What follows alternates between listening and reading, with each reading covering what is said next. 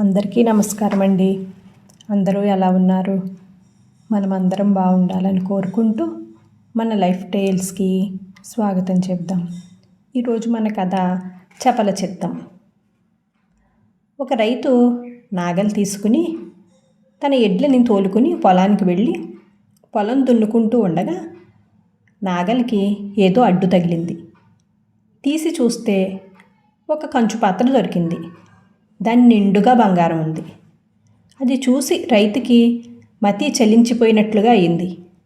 ఆ బంగారంతో ఎన్ని పనులైనా చేసుకోవచ్చు, ఎంత గొప్పవాడైనా కావచ్చు. కానీ అపాయం కూడా ఉన్నది కదా. దొంగలకి తెలిస్తే దోచుకుని పోతారు, అడ్డం వస్తే నిలువునా చంపేస్తారు అనుకున్నాడు.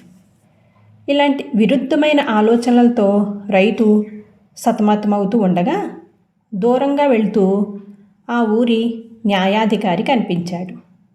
ఈ బంగారం అంతా న్యాయాధికారి గారికి ఇచ్చేస్తే తనకు ఏ భయమూ ఉండదనుకుని రైతు పరిగెత్తుకుంటూ వెళ్ళి న్యాయాధికారిని కలుసుకుని ఆయనకు నమస్కరించి దయచేసి ఒక్కసారి తన పొలంలోకి రమ్మని బ్రతిమలాడాడు. ఇద్దరూ కలిసి పొలంలో కంచు పాత్ర ఉన్న చోటికి వచ్చారు. అయితే ఇంతలోనే రైతుకు బుద్ధి మారిపోయింది. ఆ రైతు ఆ పాత్ర మీదకి కొంత మట్టిని తోసేసి న్యాయాధికారితో, తమరు ఏదన్నా నిర్ణయించగలరు, నా 2 ఎద్దుల్లో ఏది బాగుందంటారు చెప్పండి అన్నాడు. ఈ ప్రశ్నను విని న్యాయాధికారి చిరాకుపడి తన దారిని తను వెళ్ళిపోయాడు. ఆయన గారికి ఆ బంగారం ఎందుకు ఇవ్వలేదు నేను అనుకుంటూ దీన్ని ఎవరికంటా పడకుండా ఎక్కడ దాచను అని రైతు మళ్ళీ భయపడ్డాడు. అతనికి పగలంతా ఈ సమస్యను గురించి అలా ఆలోచించడంతోనే సరిపోయింది. పొలం పని ఏమీ జరగలేదు. చీకటి పడబోతూ ఉండగా న్యాయాధికారి గ్రామానికి తిరిగి వస్తూ ఉండగా రైతుకు కంటపడ్డాడు. రైతుకి ప్రాణం లేచి వచ్చినట్టయింది. వాడు పరిగెత్తుకుంటూ వెళ్ళి న్యాయాధికారిని కలుసుకుని ఆయనను తన పొలంలోకి ఒక్కసారి అడుగుపెట్టమని కాళ్ళావేళ ప్రాధేయపడ్డాడు. న్యాయాధికారి ఏదో అక్రమం జరిగిందనుకుని రైతు వెంట వచ్చాడు. కానీ అంతలోనే మళ్ళీ రైతు బుద్ధి మారిపోయింది. రైతు ఆయనతో, తమరు అన్నీ తెలిసినవారు, చూడండి, నిన్న నేను దున్నిన ఈ పొలం చాళ్ళు బాగున్నాయా, లేదా ఈరోజు దున్నిన పొలం బాగుందా అని అడిగాడు. వాడికి మతి చెల్లించిందనుకుని న్యాయాధికారి నవ్వుకుంటూనే తన దారిని తను వెళ్ళిపోయాడు. ఆయన వెళ్ళిపోగానే రైతు మళ్ళీ కుంగిపోయి ఆయనకు, నేను బంగారం ఎందుకు ఇచ్చి ఉండలేదు, దీన్ని నేను ఎక్కడ దాచగలను, ఎలా దాచను అని దిగులు పడుతూ కూర్చున్నాడు. చివరికి వాడు తాను రోజు తిండి తెచ్చుకునే గోతాం సంచిలో ఆ బంగారం గల పాత్రను ఉంచి వీపును వేసుకుని ఇంటికెళ్ళాడు. రైతు తన భార్యతో, ఏమేవ్, కాస్త ఎడ్లను కట్టేసి వాటికి ఇంత మేత వెయ్యి, నేను తొందరగా న్యాయాధికారి దగ్గర ఇంటికి వెళ్ళాలి అన్నాడు. తన మొగుడు వీపు మీద సంచి దించకపోవటం గమనించింది రైతు భార్య. అందులో ఏదో రహస్యం ఉందని గ్రహించింది. అదేమిటో తెలుసుకోవాలని పట్టుదల కలిగింది. ఆమె రైతుతో, నాకు ఇదే పనా, ఆవుల్ని గొర్రెలను చూస్తూ ఉన్నాను కదా, చాలదా, నీ ఎడ్లని నువ్వే చూసుకో, నువ్వే కట్టేసుకో, నువ్వే మేత పెట్టుకో, ఆ తర్వాత నీ ఇష్టం వచ్చిన చోటికి వెళ్ళు, నీ ఇష్టం వచ్చినప్పుడు తిరిగిరా అని అంది. చేసేది లేక రైతు వీపు మీద మూట కిందకి దించి ఎడ్లని కట్టేయబోయాడు. వెంటనే రైతు భార్య మూటలో నుంచి ఆ కంచు పాత్రను పైకి తీసింది. దాని నిండా బంగారం.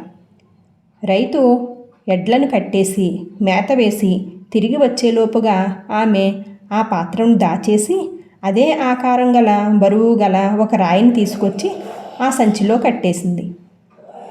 రైతు పని ముగించుకుని వచ్చి ఆ మూటను వీపును పెట్టుకుని తిన్నగా న్యాయాధికారి ఇంటికి వెళ్ళాడు. తమకు ఒక బహుమానం తెచ్చాను దొరా అన్నాడు రైతు. న్యాయాధికారి అది ఎంత విలువైనదో ఏం బహుమానమో అనుకుంటూ సంచి తీసి చూసేసరికి రాయి కనిపించింది.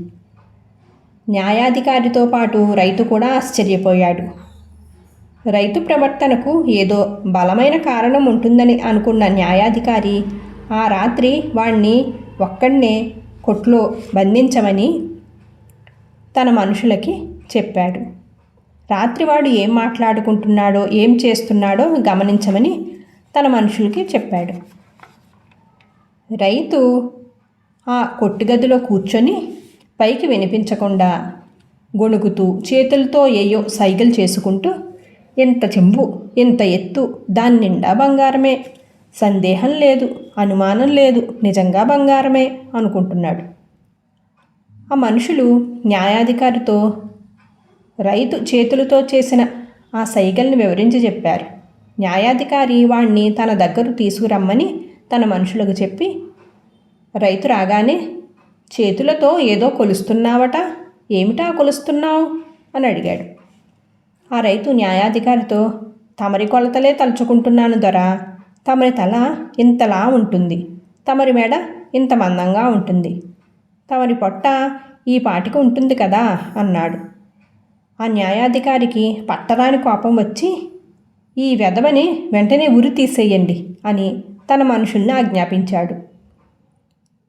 వాళ్ళు రైతుని తీసుకుపోయి ఉరికంబం ఏర్పాటు చేసి తాడు బిగించి ఉచ్చు మెడకు తగిలించబోతూ ఉండగా రైతు, ఆగండి, న్యాయాధికారిగా ఒక మాట చెప్పాలి అన్నాడు. ఆ మనుషులు వాడిని న్యాయాధికారి దగ్గరికి తీసుకొని పోయి వాడి చివరి కోరిక ఆయనకు వివరించి చెప్పారు. ఏమిటి నువ్వు నాకు చెప్పాలనుకున్నది అని న్యాయాధికారి రైతుని అడిగాడు. చూడు దొర, మీ మనుషులు ఆ ఉచ్చు నా మెడకు బిగిస్తే నాకు ఊపిరి ఆడటం లేదు అని అన్నాడు రైతు. న్యాయాధికారికి నవ్వు ఆగలేదు. ఆ వెధను వదిలేయండి, వాడొక పిచ్చివాడు అన్నాడు ఆయన. రైతు ఇంటికి తిరిగి వెళ్ళి బంగారం పెట్టుకుని తన భార్యతో సుఖంగా జీవనాన్ని కొనసాగించాడు. కథ సుఖాంతం. Thank you for watching guys. Friends, మన కథను లైక్ చేయండి, మీ సలహాలు సూచనలు కామెంట్ చేయండి. ఇంకా ఇలాంటి మరెన్నో మంచి కథల కోసం మన ఛానల్లోకి వెళ్ళి చూడండి. Thank you.